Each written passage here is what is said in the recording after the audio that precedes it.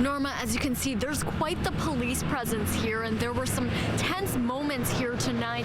At one point, we heard police negotiating with the man, yelling, "Come out with your arms up." And at another point, we heard a few dramatic flashbangs. Well, it certainly looks like it, but the fire crews are still on the ladders fighting this blaze from above. And I just got off the phone with the Deputy Assistant Fire Chief just a minute ago, and he gave me an update. Michelle, the rally just started about 10 minutes ago, and as you can hear from the cheers from this crowd, they're very passionate. We're hearing that people have come all the way from Squamish, Whistler, and even Vancouver Island. Michelle, now we're on Thurlow and Davie. We're getting closer to the end here, which is Sunset Beach. Take a look at all this. Well, Norma, this is still a very active scene. As you can see behind me, there's still several police cruisers, and they're really blocking off this area, preventing us from getting any closer. Well, the snow is coming down quite heavily. My black scarf is no longer black, just standing out here for several minutes since the last time you saw me. And right now, we're on eye lookout. I see whiteout conditions, and it appears that it's very much the same story for much of the Lower Mainland. Take a look at this. Good morning and happy Canada Day. I'm here at the Pacific Coliseum. This is one of the hot spots for this reverse parade, and I'm joined by Patrick Roberge, the creative director of the PNE, to better explain what this reverse parade looks like. Thanks so much for joining us today, Patrick. This is CTV News with Angela Jung. Good evening. Thanks for joining us. We begin with breaking news. A frightening scene at YVR only a few hours ago. A man was shot and killed near the domestic departure terminal. Let's go straight to CTV's David Molko, who joins us outside the terminal with the latest. Good evening. Thanks for joining us. We begin with breaking news on that horrifying incident in North Vancouver where 6 people have been taken to hospital. One person has already succumbed to their injuries. CTV's Penny Daflos joins us now from Lynn Valley with the latest.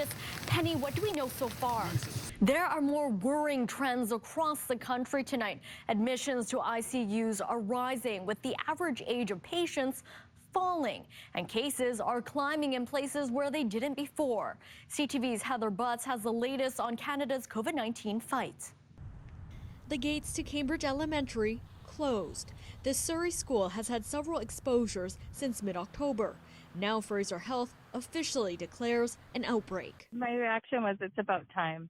Some parents and teachers at the school have been asking for a closure to stop the spread of the virus. But it didn't happen soon enough for Wendy Reese's son, who just tested positive.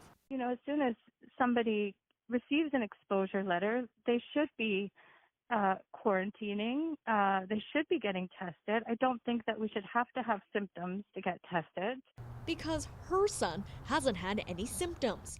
She's now taken it upon herself to notify other parents because no notice has gone out about her son yet. Communication, we feel is lacking. It takes a long time for us to get any information. We don't know where the exposure has happened. I love you, a bushel and a peck. The elementary school's beloved music teacher has been hospitalized with COVID since Wednesday. Her family says she's in stable condition, but remains in the ICU. Fraser Health says 6 others have tested positive at Cambridge and has recommended its closure for 2 weeks. I think what they would like to see when they come back is some assurance that the problem is under control. Teachers in Surrey say they want to see a firmer stance on a mask mandate and better measures to ensure physical distancing at crowded schools like Cambridge. The government really needs to think seriously about, and Dr. Henry, is the current model really going to be workable? The Surrey School District says it's looking to the health authority for guidance. But for now, parents like Reese say they don't feel safe letting their kids return if things remain status quo. Angela Jung, CTV News, Surrey. Not interested. Hi, Glenn. We're with CTV. After days of trying to reach Glenn Affenzeller, our cameras caught up to him. I have nothing to say right now. I have to talk to my lawyers. After some tense moments, he maintains there's more to the story. He says the abuse allegations against him are false. Well, we read in the decision Please that respect you took yes. Dawson's head and you Yes. smashed it against the concrete and then okay. you punched I have his nothing head. to say. You will hear everything about it The way it said it happened, didn't happen like that. That's all I can say. How did it happen then? The SPCA says it has video proof. That was not training, that was abusive, and punching a dog is never acceptable. I know, honey, you don't like it. Houdini is Alfenzeller's former client. He now wears a muzzle after he attacked another dog several years ago.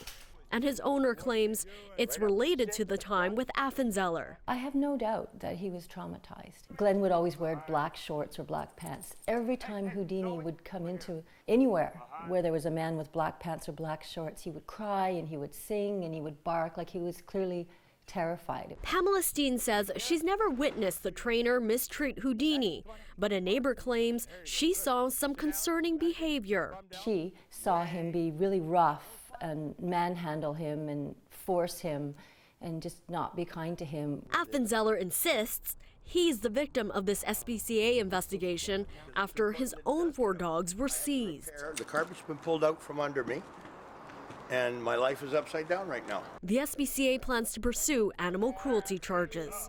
Angela Jung, CTV News, Vancouver.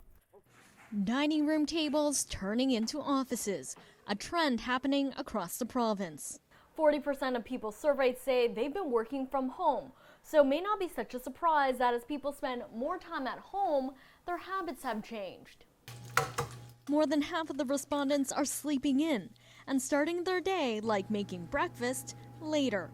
Overall, people are cooking and baking more. I think it makes a lot of sense that we're seeing people increase cooking and baking. People are looking for things that bring them comfort, especially in a time of so much uncertainty.